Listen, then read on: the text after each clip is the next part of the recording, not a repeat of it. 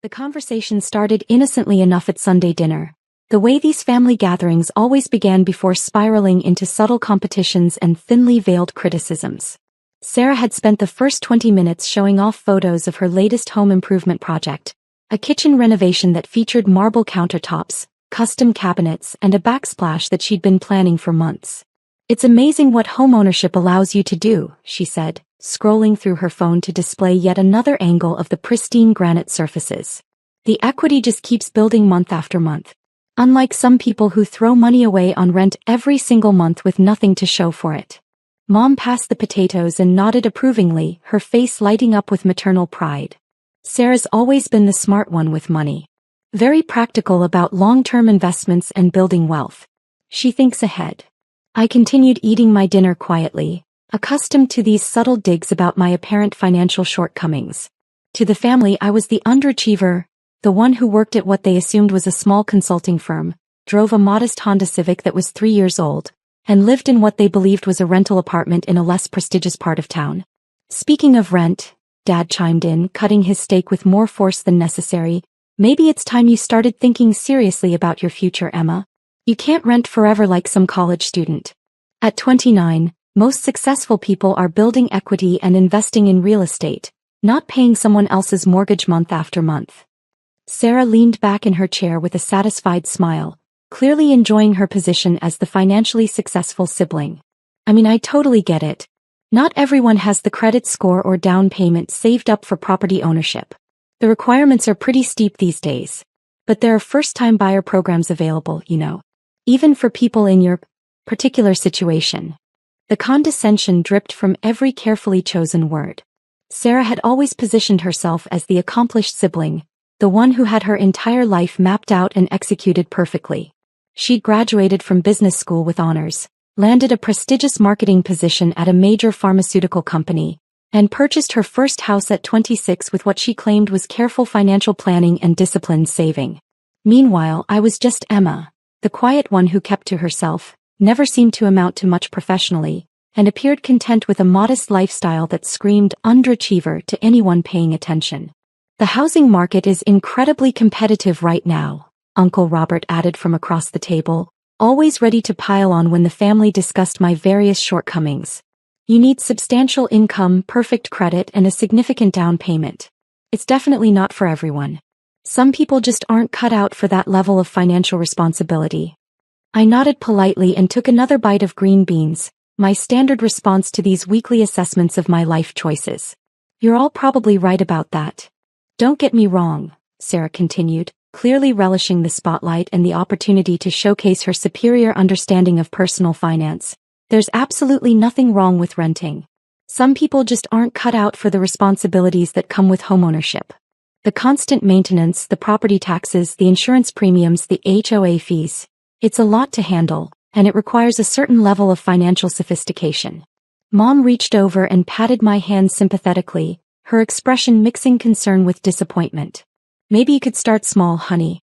A little condo or townhouse. Something manageable. Work your way up gradually. If she can even qualify for a mortgage," Dad muttered, not quite under his breath but loud enough for everyone to hear. The family dinner continued for another hour and a half, with more detailed stories about Sarah's home improvements, her recent promotion to senior marketing manager, and her ambitious 5-year plan to upgrade to an even larger house in the suburbs with a 3-car garage and a swimming pool. I listened quietly, occasionally nodding when someone addressed me directly, maintaining the role I'd played for years. As we were clearing dishes and preparing dessert, Sarah cornered me in the kitchen while the others moved to the living room. "I hope you don't take what Dad said too personally. He just wants to see you succeed and build something meaningful. We all do, really." "I know," I replied, methodically rinsing plates and loading them into the dishwasher. "If you ever want some advice about getting pre-approved for a mortgage or connecting with a good real estate agent, I'm totally happy to help. I know this amazing woman who specializes in helping first-time buyers, especially those working with more limited budgets. She's very patient and understanding about different financial situations." I smiled and thanked her for the generous offer, maintaining the facade that had become second nature over the years. The drive home gave me time to reflect on the evening's conversation and the familiar patterns that had emerged. This wasn't new territory, These family dinners had followed the same basic script for years. Sarah would showcase her latest achievement or acquisition. The family would praise her financial acumen and forward-thinking approach to wealth building, and I would sit quietly while they discussed my apparent lack of ambition and questionable life choices. What they didn't know, what none of them had any idea about, was that I'd been paying Sarah's mortgage for the past 2 years. It started small and innocuous, the way these things often do. Sarah had called me in tears about 18 months after buying her house, explaining through sobs that her marketing job wasn't as stable as she'd initially believed. The pharmaceutical company was going through a major restructuring, her entire department was being eliminated, and she was facing a 3-month gap in employment while she searched for a new position. "I don't know what I'm going to do, Emma," she'd sobbed over the phone, her voice breaking with desperation. "The mortgage payment is $3,200 every month, and I've only got enough in savings to cover maybe 6 weeks, maybe 8 if I really stretch it. I can't lose this house. Not after everything I went through to get it, all the sacrifice and planning." She'd begged me not to tell the family about her situation. Her carefully constructed image as the successful sister was everything to her, the foundation of her identity within our family dynamic. The thought of dad or mom knowing she couldn't afford her mortgage payments was absolutely unbearable to her. So I helped, initially viewing it as a temporary solution to a short-term crisis. I set up a monthly automatic transfer from my business account to hers, covering her $3,200 mortgage payment while she focused on finding new employment. It was supposed to be a brief arrangement, just until she got back on her feet and could resume normal payments. But then she found a new job that paid significantly less than her previous position. The marketing role at a smaller biotechnology company offered better long-term stability and growth potential, but it came with a substantial $30,000 annual pay cut that made her mortgage payments completely unmanageable on her new salary.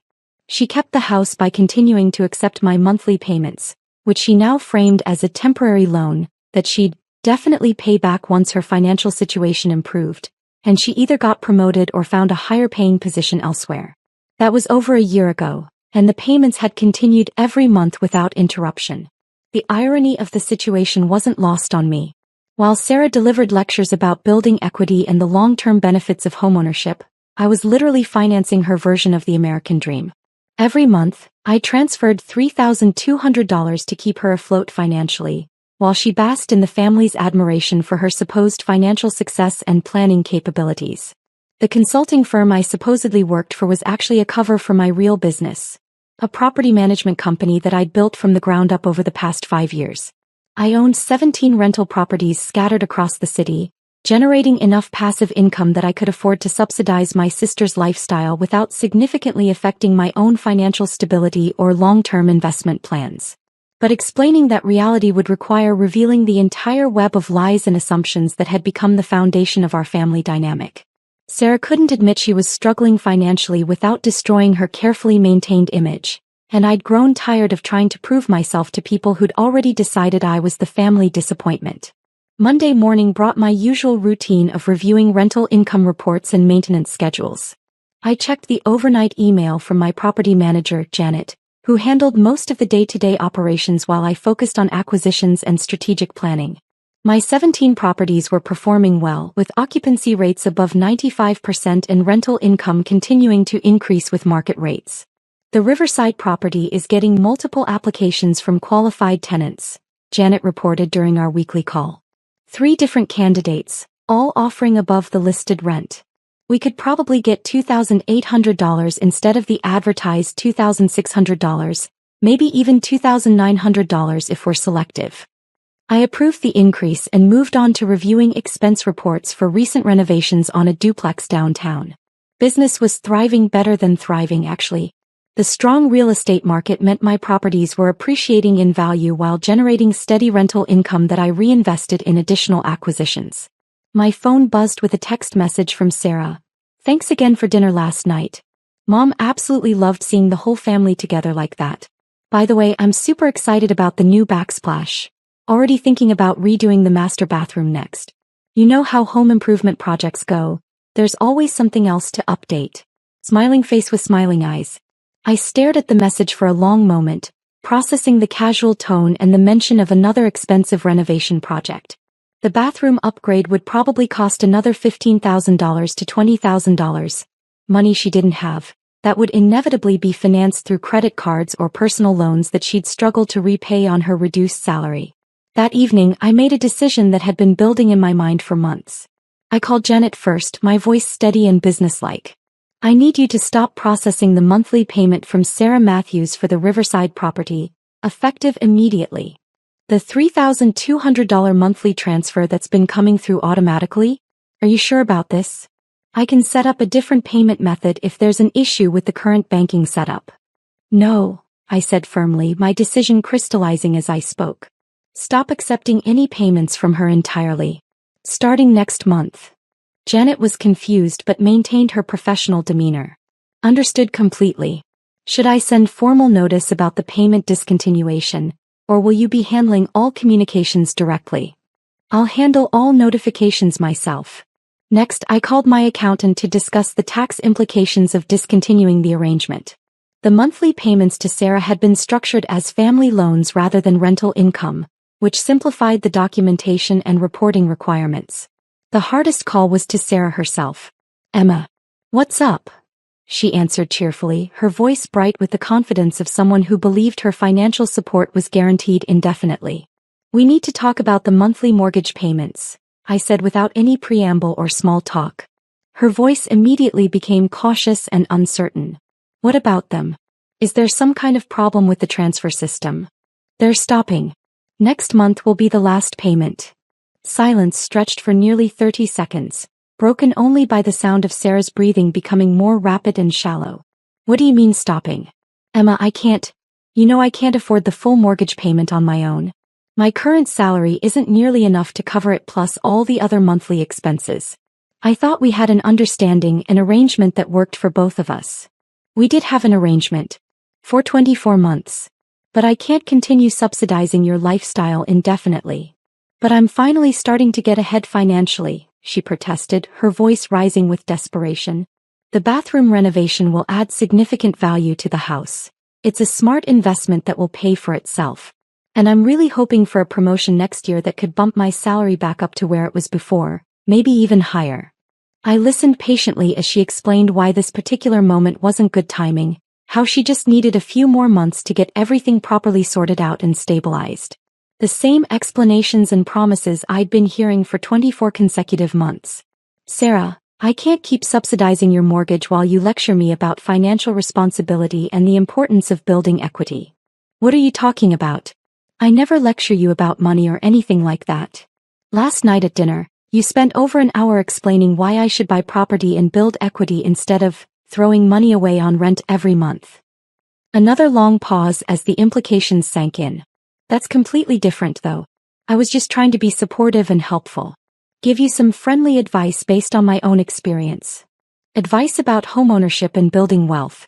While I pay your mortgage every month. Her voice became smaller and more defensive.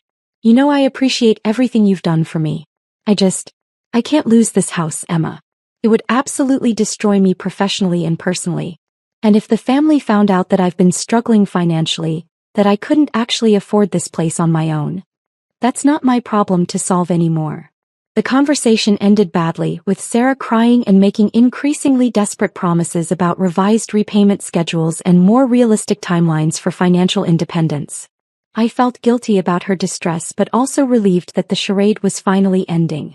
The pretense had gone on far too long. 3 days later, Sarah called an emergency family meeting. I need to tell everyone something really important, she announced when we gathered at Mom and Dad's house Thursday evening. Her eyes were red-rimmed from crying, and she looked like she hadn't slept much over the past few days. What's wrong, sweetheart? Mom asked immediately, her maternal instincts activated by Sarah's obvious distress. Sarah took a shaky breath and looked around the room at all of us. I've been having some serious financial difficulties. More significant than I've let on to anyone. The truth is, I can't afford my mortgage payments on my current salary, and I've been getting financial help to keep the house. Dad leaned forward in his chair, his expression shifting from concern to confusion. What kind of help? A second mortgage? A personal loan from the bank. Emma has been paying my entire mortgage for the past 2 years. The room went completely silent, as if all the air had been suddenly sucked out of the space. Uncle Robert was the first to find his voice. Emma? Emma? The one who? I nodded calmly, meeting his incredulous stare. The monthly payments were $3,200. I've been covering her complete housing costs since she lost her first job after buying the house. But you don't even. Dad started, then stopped himself as he realized what he was about to say. Own property? Have a successful career? Make enough money to help anyone else? I filled in the blanks he was struggling with. Right. Mom looked completely bewildered, as if the fundamental assumptions about our family had suddenly been turned upside down. How could you possibly afford to pay Sarah's mortgage? Your job at that little consulting firm? My consulting firm manages $12 million in residential real estate assets. I personally own 17 rental properties throughout the city. Sarah's mortgage payment represents approximately 8% of my monthly rental income. The revelation hit the room like an explosion. Sarah was crying quietly, embarrassed by the public exposure of her financial dependence. Dad's face had gone through several distinct color changes as he processed the information that completely contradicted everything he thought he knew about my financial situation. 17 properties? Uncle Robert repeated weakly, as if saying the words might make them make more sense. Started with a duplex 5 years ago. Used the rental income to qualify for investor loans on additional properties. Pretty standard wealth-building strategy in real estate investment.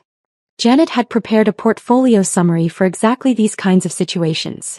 A single page showing property locations, acquisition dates, current market values, and monthly rental income.